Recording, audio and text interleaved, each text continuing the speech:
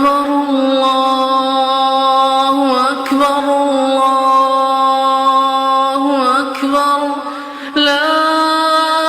إله إلا الله الله أكبر الله أكبر ولله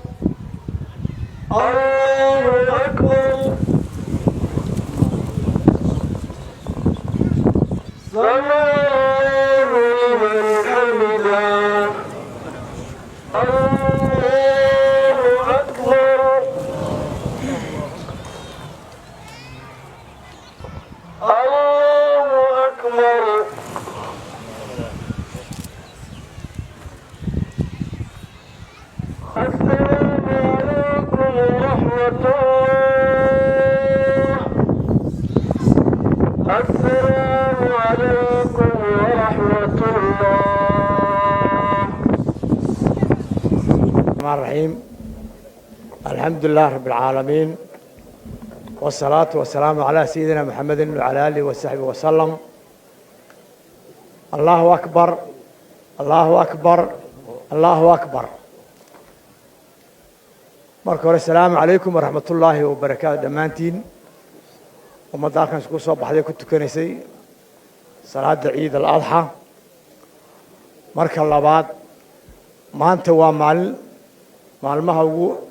islaamka maalmaha ugu weyn ugu qiimaha badan leh waa ciidii ciid al-adha inagoo soo marayn bishii barakeysnada Ramadaan waxaan marka hore halkan hambalyo uga dirayaa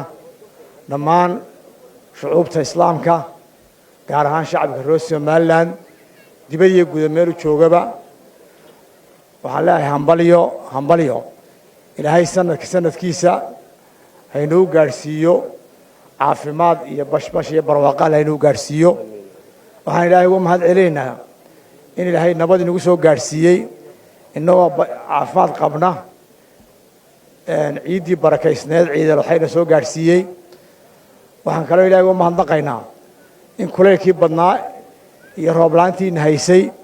in maanta in badan oo dal ka mid ah oo Hargeysa ka tahay ay ku ciidayso qabow iyo roob iyo biyo ay ku ciidayso taana ilaahay baan ugu mahadnaqaynaa waxaan ilaahay ka rajaynaynaa abaartiina soo haysay kuleyd inta aynu heli roobkana waxaan ilaahay uga baryaynaa in ilaahay inta hadheen roobka gaarsiiyo dhammaanteen uu roobkaasi wada gaadho ilaahayna abaartii inaga soo jabiyo inagana reebo yaa ilaahay ka baryaynaa ummaddu waxa la yidhi ilaahay qoomna ma duleeyo ilaa isagu maartay la yimaado inuu isagu maartay xumaan la yimaado mooyaane waxaynu u baahannahay sida sheekhu sheegay in qulubteena isku furno in ummadda reer Somaliland iswada saamaxdo in maartay wanaagga isku hambaleeyaan in kooda maanta jiifa ee xanuunsanaya ay booqdaan akhlaaqeedka wanaagsan lala wada yimaado inaan mas'uul cafino oo caloosha isku furno wax ilaahay noo gargaarayaa oo barwaaqada inoogu filan oo wax guud bayna deeqay wax gaar inama deeqay inagoo sidii ilaahay ayadiis quraan ku yiri wa'tasimu bihablillahi jamii'an wala tafarraqu xadiga ilaahayna wada qabsano haddaynu meel wada jeesano waxa la leeyahay waxayna ay maartin hor joogsanayay ma jiro waad arkaysaano dhibtii abaartiyaduna hayso ayay dhacday dhibtii suuqii waaheen oo suuqii ganacsiga wadnii Hargeysa isku duubnaanta sameynay iyo dhaqaaqa dhan oo dhaqaaqnay waa la socotaan halkaynu wax mareyno iyo saynu wax isku dubaridnay iyo in bil intayni gaadhin aan dadka intii u jiricsanayd aynu waxoogii siinay taasi waxay ku timiday waa hawsha dhan loogu wada jeedo mas'uulka ilaa ka u sareeya ilaa ka hooseeya loo diyaar garoobay ummadii dhibaatadu gaadhay sidii wax loo caawin celin lahaa qaybtii kalena markii labaad wad ogtay la socotiin in la cawday wixii la hayay waxa lagu cawdayay wali wixii dibadaha iyo jaaliyaduhu inta badan wali inama soo gaadhin way maqan yihiin waa intii xukuumadda iyo jaarasheena iyo ganacsatada barakaysan ka timiday isku tashigeena hayd yaa imika ilaa hadda lacag $8 milyan iyo $1 lagu cawday dadkii maartay dhibaatadu gaadhay mar walbana waxaynu heeganahay ama diyaarnahay min madaxweyne dhammaan xukuumadda iyo dawladda kala duwan in dadkaasi wixii loo qaban karo loo qabto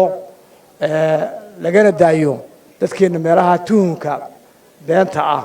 ee isagu waxba qabanayn waxna ku darsanayn meesha haddana dadka tashwiishka ku harraag ka furaya